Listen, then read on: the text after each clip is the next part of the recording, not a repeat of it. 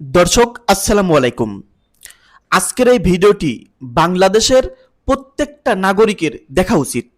ভিডিওটি কিন্তু খুবই গুরুত্বপূর্ণ হতে চলেছে। দর্শক, ভারতের কর্মকাণ্ড কি আপনারা লক্ষ্য করেছেন?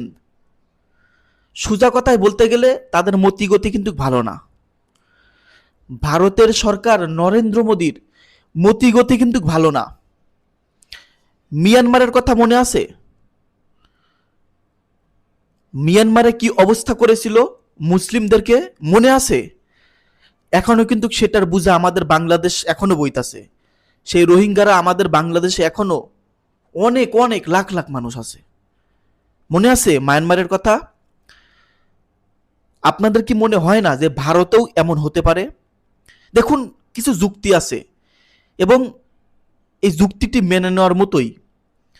তবে একটা কথা বলে রাখি, মিয়ানমারে মুসলমানদেরকে যেইভাবে অত্যাচার জুলুম করা হয়েছিল, ভারতের সরকার যদি এটা পরিকল্পনা করেও থাকে, এটা বাস্তবায়ন করতে পারবে না নরেন্দ্র মোদী।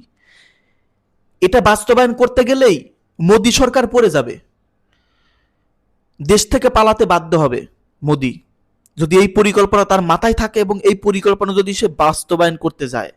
দেখুন, এই কথাগুলো কেন বলতাছি, আবারও বলতাছি, নরেন্দ্র মোদীর কিন্তু মতিগতি ভালো না। দর্শক, ভারতে বিশেষ করে পশ্চিমবঙ্গে কুরবানি নিষিদ্ধ করা হয়েছে। কোনো মুসলিম কুরবানি দিতে পারবে না।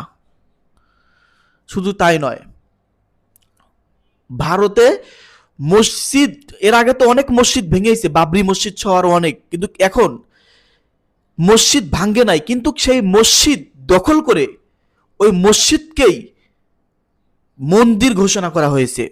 যে মসজিদে ভারতীয় মুসলিম আল্লাহর ইবাদত করত, সেই মসজিদকেই, মানে মসজিদের যে বিল্ডিং সেটা ঠিকই আছে, শুধু সেখানে নামাজ হবে না, পূজা হবে। ভারতের পক্ষ থেকে এটা ঘোষণা করা হয়েছে। শুধু তাই নয়, প্রকাশ্যে নামাজ পড়তে দেওয়া হয় না। কেউ প্রকাশ্যে নামাজ পড়তে দিবে না, এটা তো ঘোষণা দিয়েছেই শুভেন্দু রায়। চিনেন না নতুন মুখ্যমন্ত্রী? এখন আবার নতুন নিয়ম করতেছে যে কোনো মুসলমান প্রকাশ্যে তো নামাজ পড়তে পারবেই না, এমনকি মসজিদে উচ্চস্বরে মাইকে আজান দিতে পারবে না, মাইকে আজান দেওয়া যাবে না। সরকারের পরিকল্পনা, প্রত্যেকটা মুসলমানের কাছে একটা করে অ্যাপস থাকবে, সরকারি অ্যাপস। ওই অ্যাপস প্রত্যেকটা মুসলমান দাঁড়িয়ে ব্যবহার করবে। যখন নামাজের টাইম হবে তখন সেই অ্যাপসটাতে আজান দিবে, নয়তো কোনো অ্যালার্ম বাজবে। এই পরিকল্পনা তাদের। তাও তারা মাইকে নামাজ আজান দিতে দিবে না, প্রকাশ্যে নামাজ পড়তে দিবে না, কোরবানি দিতে দিবে না। বুঝেছেন মানে তাদের কি পরিকল্পনা নিয়ে গেছে?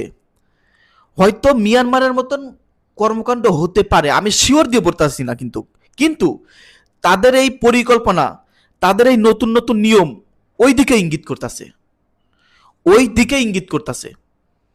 দেখুন, মিয়ানমারে যখন এরকম ঘটনা ঘটে তখন কিন্তু আরো অনেক বছর আগে, অনেক বছর আগে, কিন্তু এখন যদি মোদি এটা পরিকল্পনা করে বা বাস্তবায়নের রূপ দিতে যায়, তাহলে কিন্তু টিকতে পারবে না সরকার। এটা বাস্তব কথা। দর্শক, আপনাদের কি মনে হচ্ছে না যে এরকম হতেও পারে? আমি কিন্তু শিওর দিয়েও বলতাছি না যে হবে, কিন্তু হতেও পারে। কারণ যেসব আজগবি নিয়ম ভারতে শুরু করেছে, মানে 90%, 95%, 99% বলবো না, 100%ই ভারতীয় মুসলিমদের উপর জুলুম করা হচ্ছে, 100%। দর্শক, বেশি কিছু বলার নাই। ভারতের সরকার নরেন্দ্র মোদী যেসব কর্মকাণ্ড, যেসব পরিকল্পনা করতেছে, বিশেষ করে এখন আবার বেশি একটু লাফালাফি করতেছে শুভেন্দু রায়, নতুন পশ্চিমবঙ্গের মুখ্যমন্ত্রী। দর্শক, আমরা এরকম দেখতে চাই না। মিয়ানমারে যেরকম ঘটনা ঘটেছিল, এরকম ঘটনা আমরা পুনরাবৃত্তি হোক পৃথিবীর কোনো দেশে, এরকম আমরা চাই না। কোনো দেশে আমরা এরকম চাই না। আমরা চাই হিন্দু, মুসলিম, খ্রিস্টান, বৌদ্ধ সবাই পৃথিবীতে বসবাস করুক, সবাই মিলেমিশে শান্তিতে বসবাস করুক, কেউ কোনো ধর্মের পিছনে লাগবে না, যার যার ধর্ম নিয়ে শেষে থাকবে। আমরা এটাই চাই। আমরা চাই না যে মুসলমানদের অত্যাচার করা হোক, ভারতীয় মুসলিমদের উপর হামলা করা হোক, মসজিদকে মন্দির ঘোষণা করা হোক, মুসলমানদের ন্যায্য অধিকার থেকে বাধা দেওয়া হোক, আমরা এটা চাই না। আমরা চাই সবাই মিলেমিশে থাকুক। সবশেষে একটা কথাই বলবো, ভারতীয় সরকারকে যেন মহান আল্লাহ তাআলা হেদায়েত দান করে। ধন্যবাদ।